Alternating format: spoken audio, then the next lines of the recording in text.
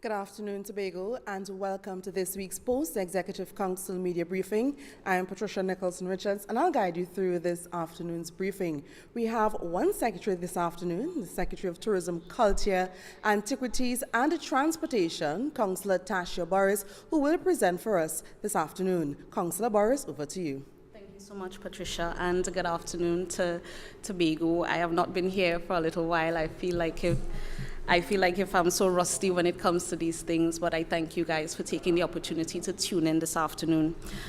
So what I would be talking about this afternoon as I start off this media briefing is to give an overview of our cruise ship season, which is just about coming to an end.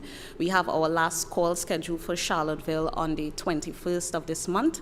So far for the season, which started in November to the beginning of April, we welcomed over 99,000 cruise ship visitors to our shores. And these are numbers that we received from the tour operator who works with the cruise ships that we have seen. Tobago has seen an increase of almost 56% over last year's figures. And so far, the feedback that we have gotten from cruise ships, cruise lines that have been calling to the destination, is that the passengers have enjoyed Destination Tobago. They have enjoyed the tours on offer. In fact, some of the feedback is that they want to see more of the destination. Aside from the first call where we had that fallout with respect to the transportation, we have had no major reports of incidents with passengers over the last couple of months. And I'd like to take the opportunity to thank all of our stakeholders, from the persons working with the tour company, to the staff of the Port Authority, to the transportation providers, our drivers, all of the persons who have worked in the ancillary services sector, persons who have been working at our attractions, the staff of the Division of Tourism, all of the persons who have contributed to doing the welcomes for the cruise ships every time they dock, every single person and entity who has contributed to making the cruise season a success. Hats off and well done to you. I'd like to say in advance, because coming out of discussions we had with cruise lines at Seatrade this year, is that next cruise ship season, which starts in and about November of 2024, so we're talking about 2024-2025 season. So far we have about 40 calls scheduled on the calendar, which is about 20 calls less than this year. And let me put things into perspective as to why we have a decrease in the number of calls. Because Trinidad and Tobago exists very south of the Caribbean, most of the cruise ships that come to our destination, they home port, which home port means that they start their journeys either in Puerto Rico, Antigua, or Barbados. So none of the cruise ships that come to Tobago come out of Miami because we are just too far south. And because right now there's a major cruise ship terminal upgrade that is scheduled to take place in Puerto Rico over the next 2 years, we're going to have less vessels home porting in Puerto Rico. And Tobago gets most of its cruise ships from Puerto Rico, and as a result, we will have a consequent decrease in the amount of cruise ships that we are expecting during the next 2 years. However, some of the advice that we have been given is for Tobago to target European cruise lines, smaller vessels who may be home porting out of Antigua and Barbados, so that they could include Tobago as part of the itinerary.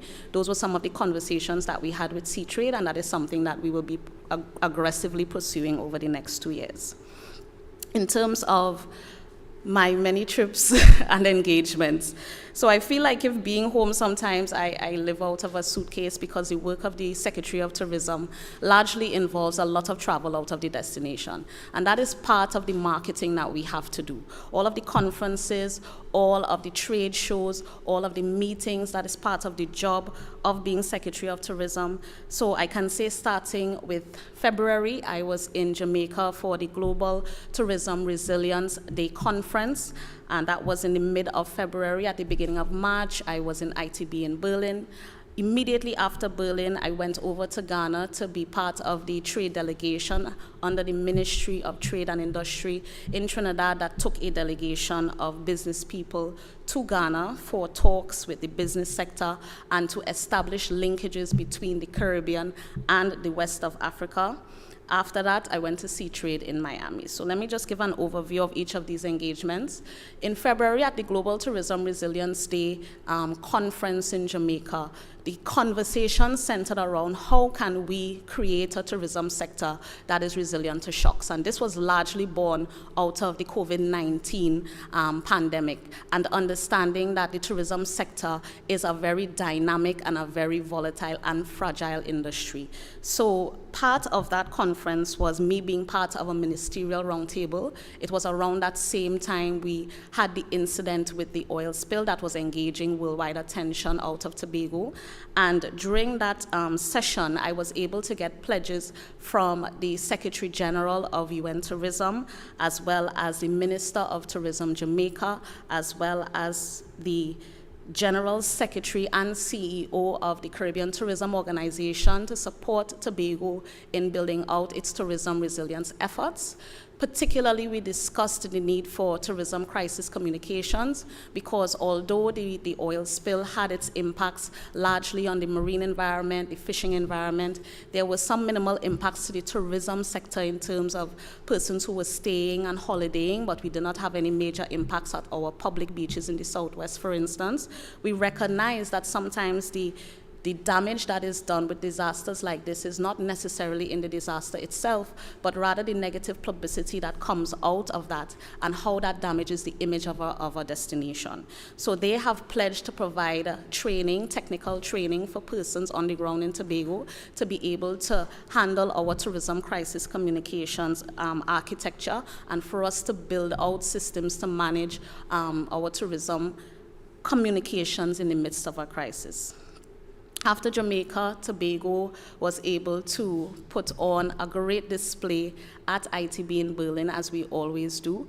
There was a delegation of persons led by myself. Some persons came from the Office of the Chief Secretary. We had persons from the Tobago Tourism Agency Limited, and a number of our accommodation sector providers were also represented at ITB. Again, as always, Tobago is a destination that gets rave reviews for our eco, marine, wellness, romance tourism, you name it. We are one of those destinations that shows up consistently, and this year was no different. At ITB this year, we displayed by ourselves, so usually we would share the display with Tourism Trinidad. This year they were not able to make it, so Tobago had to stand on its own once again. And as always, we had conversations with tour operators, with media partners, as well as continued conversations to look at additional airlift into the destination, not just from Germany, but from the Scandinavian region as well.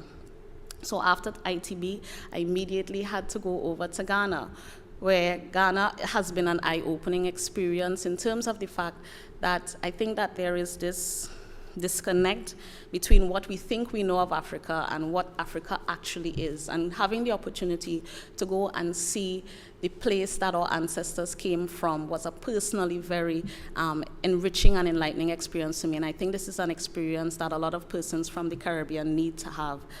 In our conversations, we met with one of the largest tour operators out of Ghana, who expressed enthusiasm about connecting to Tobago. So a lot of the conversations we had centered around how do we connect Africa and this side of the world again. In fact, I found out that the Caribbean region is recognized, the diaspora is recognized, the descendants of our ancestors are recognized as being citizens of Ghana. And in fact, you as a Caribbean person can go to Ghana and you can apply for citizenship and you would be accepted there. And I feel like if this particular engagement is very, very important, not just for tourism, but for culture as well. So some of the conversations that we had were with, as I said, the largest tour operator out of Ghana. We had conversations with the Ghana Investment Company. We also had some conversations with producers of yam who want to actually import some of our yam from Tobago, and they were given the contacts for the Secretary of Food Security. In addition to that, we had conversations with the Honorary Consul to Trinidad and Tobago, which focused largely on airlift and the interest that has been shown to connect West Africa to the Caribbean. In fact, in our conversations with that tour operator, they have indicated to us that this year they are taking a group of persons to Barbados because there's a consul from Barbados who has been working there for a number of years and has been selling their destination aggressively, and that the appetite for the Caribbean is becoming larger every day. So they have had an oversubscribed trip. They are coming to Barbados for crop over. They're bringing 2 groups in August, and we are looking to see how we can bring some of those tour operators over to Tobago, maybe for the Tobago Carnival, for them to see the product Tobago, to see what we have to offer, and to see if we can firm up arrangements to get African tourists to visit Tobago and to visit the Caribbean. In terms of festivals, Heritage Festival, Tobago October Carnival. So preparation is ongoing for this year's staging of the 2024 Heritage Festival. Festivals Commission will be spearheading the planning for the Heritage Festival this year. So far, they have had stakeholder engagements with the groups who have expressed an interest in doing productions. They have submitted their proposals, and they have started those conversations with them with respect to those proposals and acceptance of those proposals as part of the program. In addition to that, we may see some slight changes to the Heritage Festival lineup this year. We are hoping to expand the celebrations to the entire month of July and designate that July would be our Heritage Month. And in that month, we are hoping to get the rest of the THA involved, the private sector involved in terms of having their own events to commemorate the Heritage Festival. So this will no longer just be a production of the Tobago Festivals Commission Limited, but rather we want an all of Tobago approach to participating in the Heritage Festival. We are hoping to have different activities such as film festivals, art displays, outdoor entertainment, very much unlike the production-heavy heritage that we have had over the years. There will be some key productions that will return naturally. There are some that we will not see on the calendar this year, but when we have the final schedule finalized, all of that would be put out by the Tobago Festivals Commission Limited. In respect to the Tobago October Carnival, I know people have been asking a lot of questions as to what is happening with Tobago October Carnival. The planning for Tobago October Carnival started since January of this year. All of the postmortems have been done from last year's event. All of the stakeholders who have been at the table have been called to the table again to contribute. In fact, what you may find this year is that a lot of the work will be more private sector driven rather than being driven from the division or from the Festivals Commission wholly and solely. What we have is a central planning team who has been taking the recommendations from the stakeholders and from a wider cross-section of the public as to improvements that we can make to the festival this year, and that will inform the conceptual plan that will be decided upon by the end of this month. Once that plan is confirmed and agreed to by all of the stakeholders, the work of the planning team has ended, and then the work of the implementation team will start. And that conceptual plan will include all of the structures and systems that will be put in place to ensure that we have a very seamless celebration in October of this year. Just a reminder of the date, Tobago October Carnival is going to take place from the 25th to the 27th of October 2024. In terms of the launch of the Tobago October Carnival, that launch is actually being planned in conjunction with the Tobago October Carnival Association as well as the Promoters Association, so that they will be the ones taking the lead on what that launch will look like, and more details would be forthcoming when that date is announced.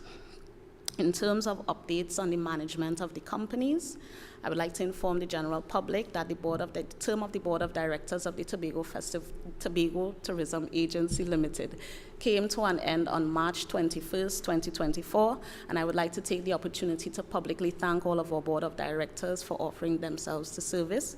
We are in the process of reviewing the performance of the board and making a decision as to the installation of a new board. In the interim, we have at the helm of the Tourism Agency Limited a CEO, Mr. Philip Robinson, and he has been in the chair for the last 6 months. Once a new board is installed, we will be putting out for a new CEO for the Tourism Agency Limited. In addition to that, you should also see notices of vacancies and receiving of applications for the position of CEO, Tobago Festivals Commission Limited. The term of the previous CEO expired in September, so the board will be in a short while putting out notice of vacancies for persons to apply for the post of CEO, Tobago Festivals Commission Limited. This situation is also the same for the Tobago Performing Arts Company. We also have an interim CEO in place there, and the board has taken the decision that they will also put out for that position shortly. So all persons who are qualified and that they think that they are qualified to lead these organizations, we invite all of you to send in your applications when these advertisements are placed. I am pleased to announce that we are moving ahead with a major renovation of Fort King George. So for those of you who are sentimental and grew up in Scarborough like me, I grew up seeing the light at the fort spanning its way across the sea in Scarborough, and that light has been non-functional for a number of years.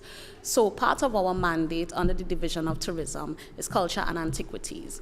And antiquities involves the preservation of actual physical evidence of artifacts and our heritage, and that lighthouse is only one of 2 that exist in the country today.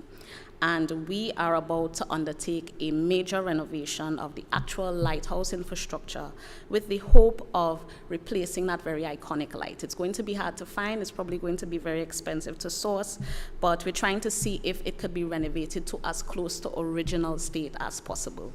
That work is scheduled to start in May, and we are hoping to be able to deliver this very iconic piece of our Tobago history by September of this year.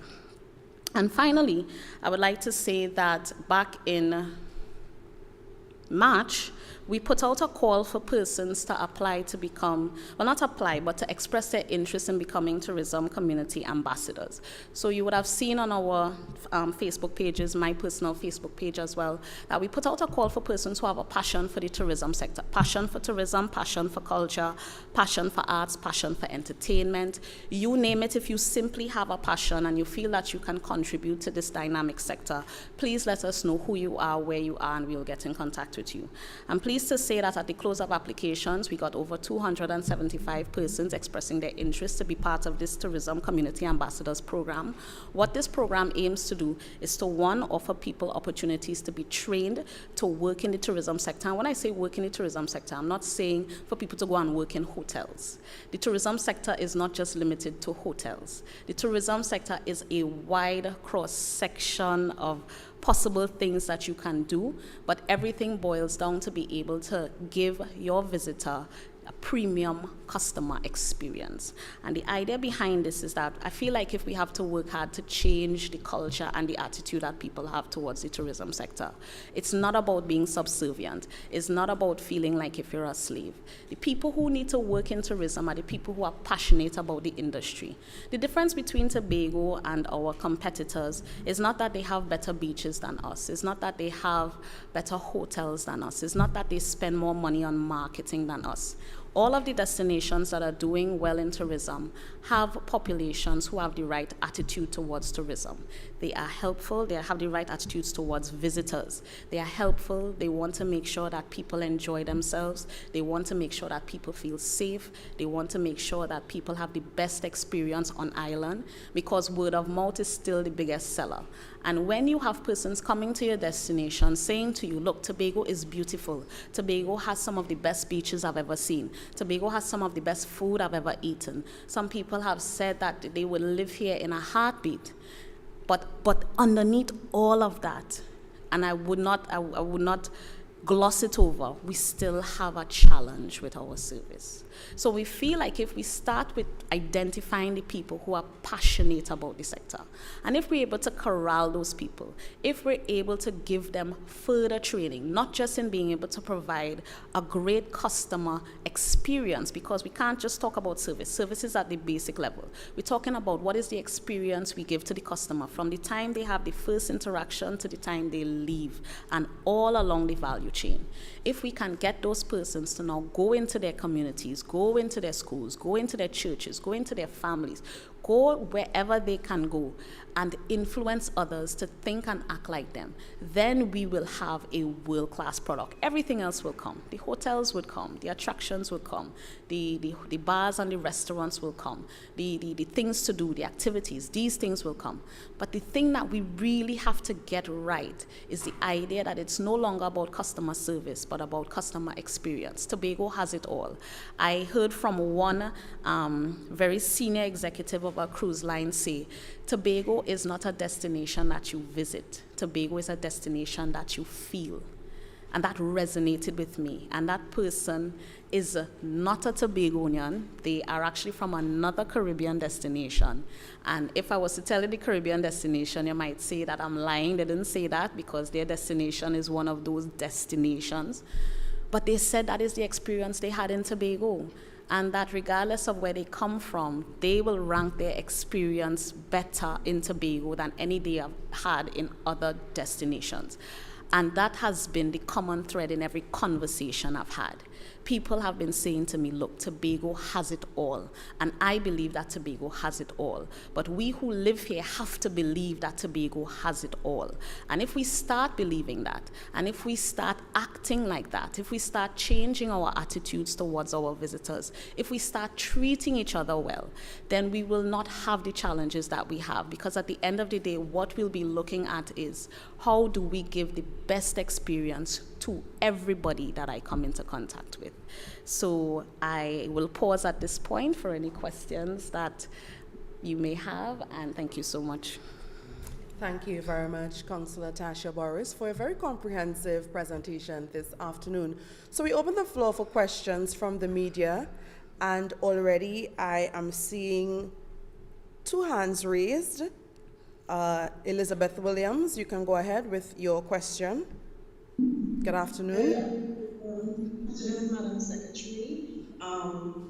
Well, we know that October Carnival is always a blast, and last year was second to none in terms of the numbers. What I wanted to know from you, I know you said the private sector will be taking a big role. In terms of, have you garnered in your mind already a cost in terms of it will be staged at a cost of? And I know previously you dealt with the issue of contractors and them being paid. Is it that all contractors have been paid now their outstanding monies? Those are the 2 questions. Thank you, Elizabeth. So to answer your first question, in terms of the planning committee's work, part of their work is to quantify what that possible budget would look like. The idea is that every year the budget is going to decrease because we're going to get more and more private sector investment and sponsorship coming in. So I'm not at a place right now that I can give you an idea what that budget would look like. But what I can say is that we have already started the conversation with our private sector partners who have expressed an interest in coming on board to support the carnival. And when they have quantified what their support can look like, then the THA will have an idea of what we would have to put out to ensure that the event comes off seamlessly. Yeah, and the answer to your second question, now I know that there has been a lot of public commentary about what happened with the Heritage Festival last year. And I remember coming off my sickbed in January and giving an assurance that the payments would be made. And this was based on information that I was provided by the then administrator and the then accounting officer in charge at the division.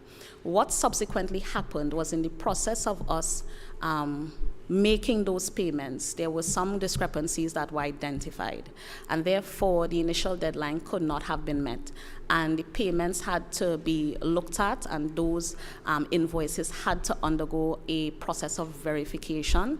What I can say at this point is that most of the suppliers have been paid. In fact, I can say 95% of the suppliers have been paid. We only have one group outstanding, and they are only outstanding because they had to provide a document that was only submitted to the division, I think it was last week in my absence.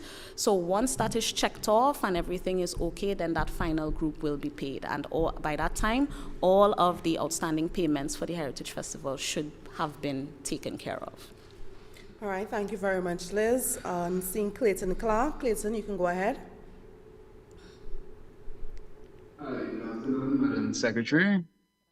My question, first question is that, well, during the Heritage Festival, we the media had to more interface with the officials of the Division of Tourism and Culture, as opposed to the Festivals Commission in terms of getting things done. Normally, we would interface with the Festivals Commission, and we were told that they no longer, we have to liaise with the division official, which poses a little challenge because normally certain things are done in terms of sending out information And we had a little challenge with some of the logistics, for example, the launch of Carnival, the space at the library. So there was a little teething challenge that we didn't anticipate. Right. So my question is the division still doing the work of, has now taken over the work of the Tobago Festivals Commission? Just clarify that, one. And two, I know you are here talking about tourism, but I know transportation is also under your purview. There was an issue with the ferry, the dock being damaged earlier this week, and it affected some of the sailings. I don't know if you're aware of it. And I don't know if you want to clarify and what talks that your division would have had with the Port Authority with the situation at the port. There was some damage done to the decking when the boat comes into dock. There was some damage done, and it impacted the sailing of the vessels between the two islands. Okay, thank you, Clayton. So to answer your question, no, the Division of Culture is not taking over the work of the Tobago Festivals Commission Limited. They're hosting, or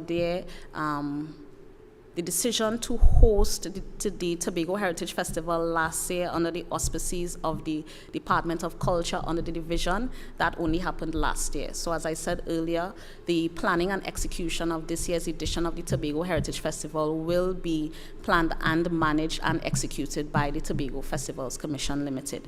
With respect to your second question, in terms of the relationship between the division and the Port Authority of Trinidad and Tobago, so I don't know if you are aware, but the Tobago House of Assembly has no real jurisdiction over the Port Authority. What we have is a very excellent working relationship where issues arise, they will inform us. So certainly I was informed of the situation with respect to the damage that was sustained to the docking mechanism that caused a delay in terms of the persons being able to come off the ferry. The information that I have is that that has subsequently been fixed and that sailings have returned to normal.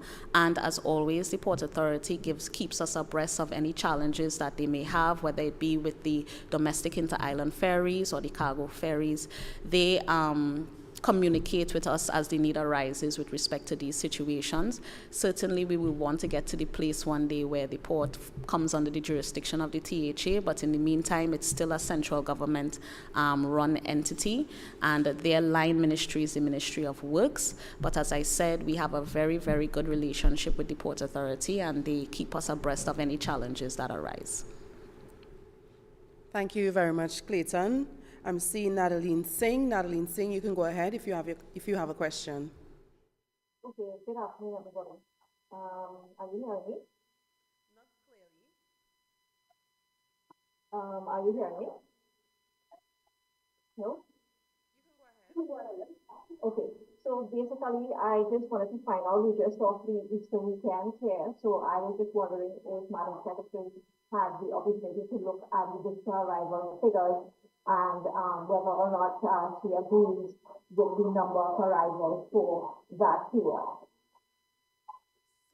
All right, so if you can send us the question, if you can type the question and send it to us, we'll be able to respond because we're not hearing you clearly. You're sounding a bit muffled. Nadine?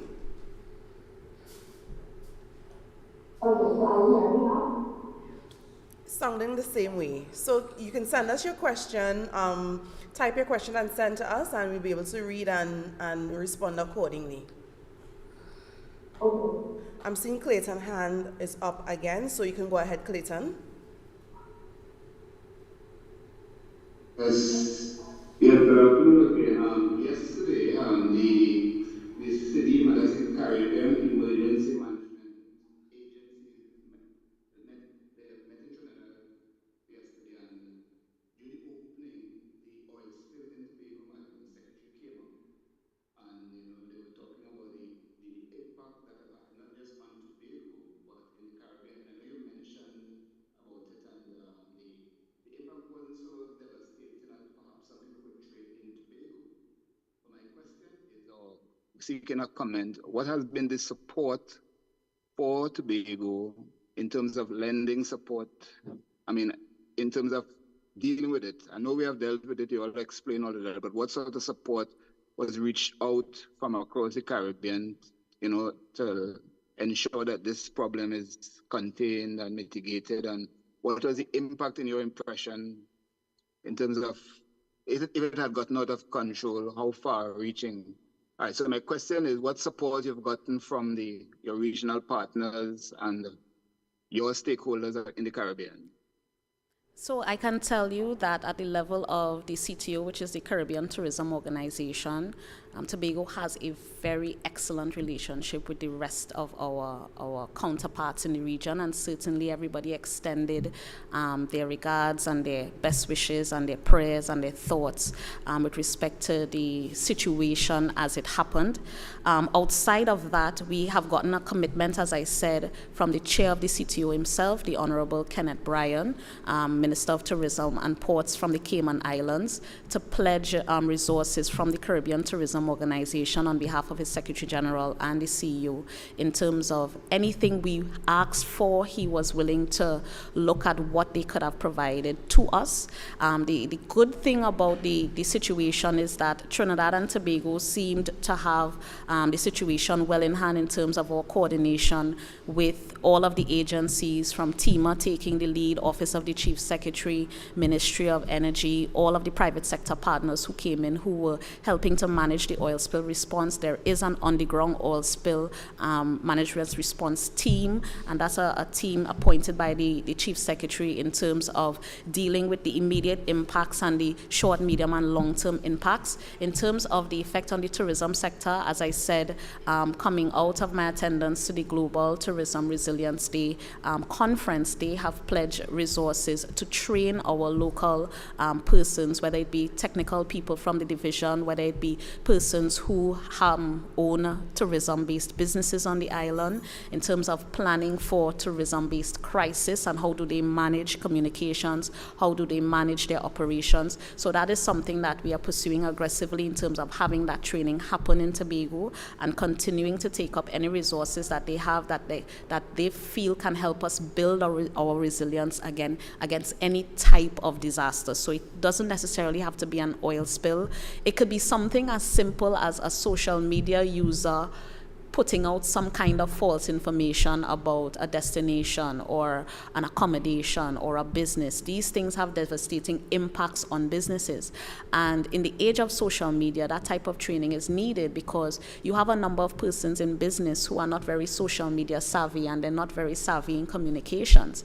And when incorrect information about a situation goes out in the public domain, we have to train persons in how do you react, how do you respond, how do you get your narrative out there without being lost. So that is some of the training we recognize. Coming out of this situation, we recognize that even the language that we use, because you see sometimes I trip over the word and want to say disaster, but even disaster sounds a particular way. So how do we, yes, communicate that we have a situation that is engaging our attention and it may have some negative impacts on sectors, but at the same time reassuring our customers that all is not affected, that it's not all of the beaches in Tobago have black oil, because that was the narrative that went out. We had some cancellations, especially in the dive sector, because in the first couple of days of the oil spill, you had persons putting up stuff on TikTok, and all they did was film the waterfront and said all of the beaches in Tobago are black and nobody could swim, and those things were far from the truth. But then when you have a TikToker who does that, who has over 100,000 followers, the division page must only have about 5,000 people. I mean, how do you combat that narrative? So we recognize, even in trying and negative circumstances, we have to recognize that an opportunity presents itself. And the opportunity that has presented itself is for us to build the capacity of our local stakeholders to respond and respond quickly, because you can't be trying to get your narrative out after something that is incorrect has already gone out in the public domain. So it means that the next time something has happened, we already know that we have to be able to respond within the first 1 hour or the first 2 hours or the first 3 hours of the thing happening, and not wait because we're unsure 2 days after, 4 days after. In the tourism sector, that could mean death. And with respect to your second question, which I can't remember, if you just remind me of the second question. Kindly repeat your second question, Clayton, quickly. Well, it was one question basically, the support you have gotten from the. So as I said, they have indicated that they stand ready, willing, and able to come to Tobago if they must, and to be able to provide that training and capacity building. And it hasn't come to the place in my knowledge that I have is that we haven't reached out to anyone for any financial support outside of Trinidad and Tobago. But as I said, that offer is on the table for us to build our capacity, and that is an offer that we will be taking up. Okay, and we have the question from Nadine Singh, Tobago Channel 5. Has the Secretary had the opportunity to analyze the Easter period visitor arrivals? And if so, is she satisfied with arrivals for that period? So I want to put some things into context. I am never satisfied with the amount of persons who visit Tobago. I believe that we can have 2 and 3 and 4 and 5 times the amount of people who we normally have visiting the destination. So let me just say across the board, I am never satisfied. In terms of the Easter, however, I took note of the comments of the Tobago Hotel and Tourism Association, which reported something like 60% occupancy across their registered members. And I want to put a couple things in context. In terms of occupancy levels, the Hotel Association will have a number of persons who are registered, and we recognize those numbers, and they could only report on their members. And there's a number of persons who have accommodation, they have properties, they are not registered with the Hotel Association. So that's a second set of numbers that we have to look at. So even though they reported that their numbers were X, I am also fully cognizant of the fact that there are properties that reported 100% occupancy for the same Easter period. So I have to take all of the information in front of me as it is. Where I stand in terms of Easter, I recognize that it may have felt quieter than usual, but if we're just looking at the amount of persons that came off the ferries, if we are looking at how much traffic was generated between Scarborough and Crown Point when the ferries were bringing persons, when we look at the state of our supermarkets that weekend, when we look at the events that were hosted, when you ask the bars and the restaurants in the popular areas how business was, I think we had a good Easter. I also recognize the fact that a lot of persons don't have the kind of disposable income they used to have. So it means that people are becoming very selective about their experiences. You have some persons who will come to Tobago religiously for Easter who may not have come this year for different reasons. So having low numbers is not necessarily an indication that there is a declining interest in the destination, but rather I think people are ensuring that they want to get value for money. That is one. Part of the article also indicated that there were challenges for persons to get to Tobago, and that is always an issue. You know, the vice president indicated that she felt that the numbers were as a result of Caribbean Airlines not being able to treat with the demand. And I can tell you that we still receive the complaints. We don't have a number as to how many persons try to book to come to Tobago and are unsuccessful in booking. And as a result, they change their travel plans. And these are persons who under normal circumstances would come to the destination. And I'm saying that we are having the conversations. Up to Monday gone, I was invited to a closed-door stakeholders consultation, a conversation rather, about the direction of the tourism sector, and there's a feeling that the private sector feels that they need to get more involved in the conversation. How do we get CAL to understand that people want to come to Tobago? How do we get CAL to understand that 2 years post-COVID, it is time to put on the flights that we had before COVID? How do we get CAL to understand that their ability to provide reliable transportation between the islands is affecting our ability to attract persons to the destination, and it's affecting our bottom line? Because if it is people book accommodation, 15 persons come in, 20 persons come in, they want to come, they want to plan their trip weeks and months in advance, but then those 15, 20 persons cannot get airline tickets to come to Tobago when they want to and leave when they want to, then they cancel their plans and they go to destinations where it is seamless for them to connect and get back home. So this has to be an all of Tobago conversation. It can't just be the THA trying to get Caribbean Airlines to understand how critical they are to the success of the domestic tourism product. It can't be just about us reaching out to the Ministry of Finance, who is corporation soul, to try to get them to tell Cal, look, put on the additional flights. It's not enough for us to simply say, well, okay, the Prime Minister is a Tobagonian, and maybe he should be part of the conversation. Public transportation is a right of all persons, whether you live in Tobago or you live in Trinidad. So that we will continue to engage in the conversations, we will continue to lobby where we can, and certainly I think if there are more voices added to the issue, I think we will get further than we've been getting so far. All right, thank you very much, Councillor Barris again. Are there any more questions from the media? Okay, so we don't have any more questions. So on that note, we're going to bring this week's post-executive council media briefing to an end. Let me thank, of course, Secretary Councillor Tasha Barris for presenting to us this afternoon. Of course, the production team in-house, members of the media and our viewers, thank you for always tuning in. I'm Patricia Nicholson Richards, wishing you a great afternoon.